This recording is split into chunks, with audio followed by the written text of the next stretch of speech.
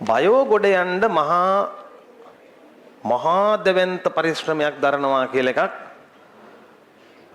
ඒ කියන්නේ මෙන්න මේ වගේ දේවල් නිකන් කන්නේ බොන්නේ නැතුව පාඩම් කරනවා, නිදාගත්තේ නැතුව දවස් 3-4ක් ඉන්නවා වගේ ඒවා.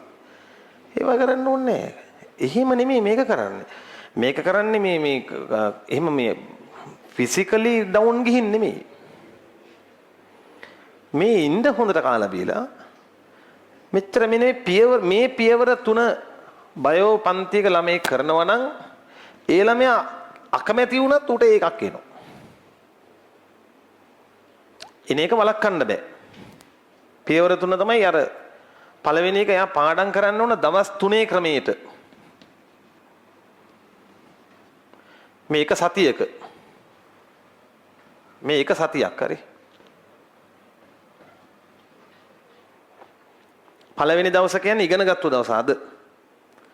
අද ගෙදර ගිහිල්ලා බලන්නේ මෙතෙක් ඉගෙනගත්තු ඔක්කොම. අද ගෙදර ගිහිල්ලා බලලා පොඩ්ඩි වෙලාවයි යන්නේ විනාඩි 20යි යන්නේ. අද ඉගෙනගත්තුව නැවත කියවන්න ඕන. මම දකින අවම වෙහෙස තියෙන්නේ පළවෙනි දවසේ. හරි? මොකද හොඳට මතකයි. ඒ කියන්නේ අපේ ළමයි ගිහිල්ලා පාඩම් කරන්නේ නැතුව නිදාගන්නේ මතකයි කියලා හිතලා. එහෙන්න වැරද්දක් ඒ කරන්නේ. ඉක්මනට අමතක වෙනවා ඒක වෙන්නේ. දෙවෙනි දවසේ අන්න වැඩ කරන දවස හරිද? ඒක තෝරගන්නේ සතියේ මැද. දැන් අද නෙමෙයි සතියේ මැද. ඊළඟ දවසේ පන්තියට කලින් දවසේ මැද. එදා මේ අද ඉගෙනගත්තු ඒවා නැවත මනාව බැලිය යුතුයි. නිකන් නෙමෙයි පාඩම් කර ප්‍රශ්න කර ඉතා දැඩි වෙහෙසක් ගත යුතුයි.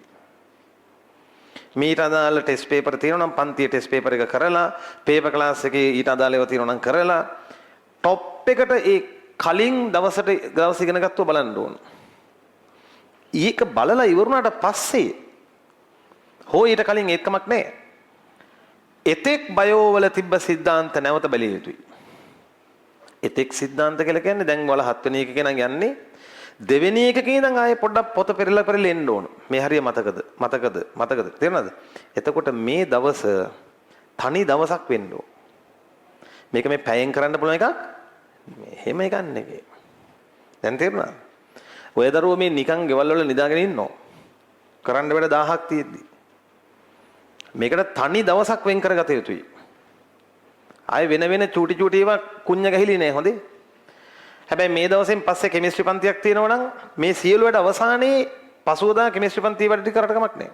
හැබැයි මේකට ඉඩ දෙන්න ඕන. මම දකින වැඩිම වැඩ තියෙන දවස තමයි ඕක. තුන්වෙනි දවස අද සිකුරාදානේ බ්‍රහස්පතින්දා. තේරුණාද? පන්තියෙන් කලින් දවස. ඒකෙදි මෙන්න මේ කලින් දවස් දැන් මේ දවස් දෙකේම බලපුවා මේ තියෙන මේවා සමානයි නෙමෙයි. මේවා සමානයි. මේවා සමානයි. ඒකම මෙතන ආයෙ බලනවා. කලින් සතියේ කලේ මොනවද? හැබැයි අර ප්‍රශ්න කර එහෙම ඕනේ. ඔයදරෝ නිකන් මේ පියවර දෙක ඔස්සේ ගිහිල්ලා බලන්න තුන්වෙනි දවසේ පොත පෙරලද්දි මතක් වෙනවා. තේරෙනවද? නිකන් මේව පෙරලද්දි මතක් වෙනවා. අයියා මේ හොද්දට මේකේ වැඩ කළානේ. පළවෙනි දවසේ තහවුරු වුණා. තුන්වෙනි දවසේ කියලා කියන්නේ අවම මහන්සියක්. හැබැයි මේ මීට වඩා චුට්ටක් මහන්සි වෙන්න වෙනවා. මෙච්චර ඕනේ. ඒක බැලුවට පස්සේ අනිවාර්යෙන් කලින් තියරි මුළු සිලබස් එක නැවත බැලිය යුතුයි. ඒක මේ ක්ලාසේ මහන්සියකින් කළ යුතුයි. එතකොට මේ පන්තියකට එන කලින් දවස කියලා කියන්නේ ඒ පන්තිය වෙනුවෙන් අවමය පැය දෙකමාරක් වෙන් කරන්න වෙන දවසක්. මම මේක තේරෙනවද? බ්‍රහස්පතින්දා කියන්නේ බයෝ වෙනුවෙන් අවමය පැය දෙකම මේ පැය ගානින් මනින්න එපා මේක. මම මේ අර මං ගැන හිතලා කිව්වේ. පැය දෙකමාරක් වෙන් කරන්න ඕන දවසක්. මෙන්න පියවර 3 ක්‍රමය. මේක අයිලන්ඩ් ෆස්ට්ටත් පොදුයි, අයිලන්ඩ් ලාස්ට්ටත් පොදුයි. ඒ දක්වා බහුජානාවේනින් එන හැම එකකටම මේක පොදුයි. හරිද? දැන් ඒක තේරෙන්නේ නැත්තම් ප්‍රශ්නයක්. බහුජානාවේනි බලන්න ඕන ගිහලා.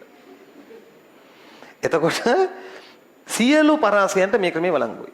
කාටවත් කියන්න බෑ මේක මට සෙට් වෙන්නේ නැහැ කියලා. එහෙනම් පිස්සෙක්. මොලේ මොන හරි බලා ගන්න ඕන. මේක තමයි අනිවාර්යෙන් කරන්න ඕන එක. දෙවෙනි එක attendance.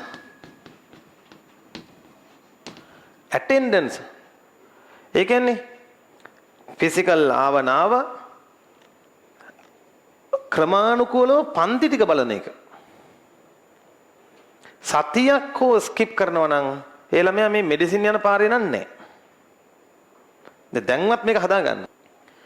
නිකන් මේ පන්ති ස්කිප් කර කර ඒක කරන්න බෑ. 100% ඇටෙන්ඩන්ස් තියාගන්න ඕන. ඔය දරුවෝ ලකි. අපිට ඒ කාලේ අපි පන්තිකට ආවේ නැහැ කියලා කෙනෙක් කෙලවිලම යනද ඒක ආයේ මොකුත් බලන්න විදියක් නැහැ.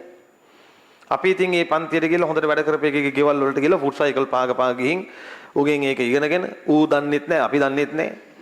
ඌත් අපෙන් අහනවා.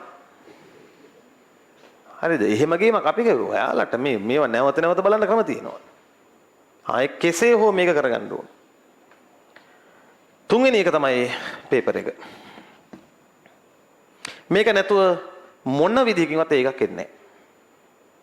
ඒ අරින්න මේන්න මේක අනිවාර්යෙන් කළ යුතුයි. දැන් කවුරු හරි මේ පන්තිේ නම් පේපර් එක ලියන්නේ නැති. ඒ දරුවා හිතෙන් අතාරින්න. බයෝ වලට ඒකක් එන්නේ නැහැ. බයෝ වලට ඒකක් එන්නේ නැහැ. හිතෙන් හිත හදාගන්න. සෙකන්ඩ් ෂයි කරන්න.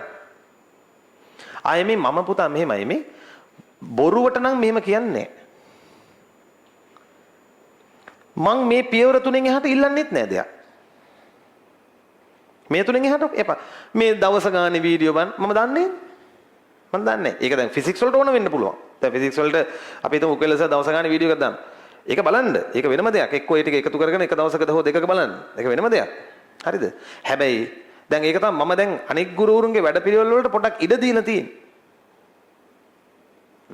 මම මගේ කාර්යභාරය හරියට කරලා ඒතර ඒ සර්ලටත් පුළුවන් මේ ඒ සබ්ජෙක්ට් එකේ මහන්සි වෙන වලටත් මහන්සි වෙන්න පුළුවන් ඒත් එක්ක. තව දෙයක් මේ තියෙන්නේ පන්ති මාරු කරන කාලයක්ද? දැන් මාරු කරන්න බෑ. ඒක තමයි කලින් කී. දැන් යන පන්ති ඔක්කොටම දිගටම යන්න ඕන. සයිඩ් සපෝට් එකක් අතර කමක් නැහැ. හරි මොනවා හරි මං කියන්නේ අමාරු ඔය විෂයන් තුනෙන් මොනයම් හෝ විෂයක් අමාරු නම් සයිඩ් සපෝට් එකක් අතර කමක් නැහැ. මිස පන්ති නම් මාරු කරන්න එපා අනිවාර්යෙන් කෙලවිලා යනවා. ඒ තමයි හොඳම කෙලවා ගැනීම වෙන එක. හරි? ඔන්න ඔය ටික මතක තියාගන්න. මේ ටිකේ ඔය දරුවෝ කරන්න ඕන ටික. ආයේ මේ විභාගයේ දක්වාම මේක වළංගුයි ඈ.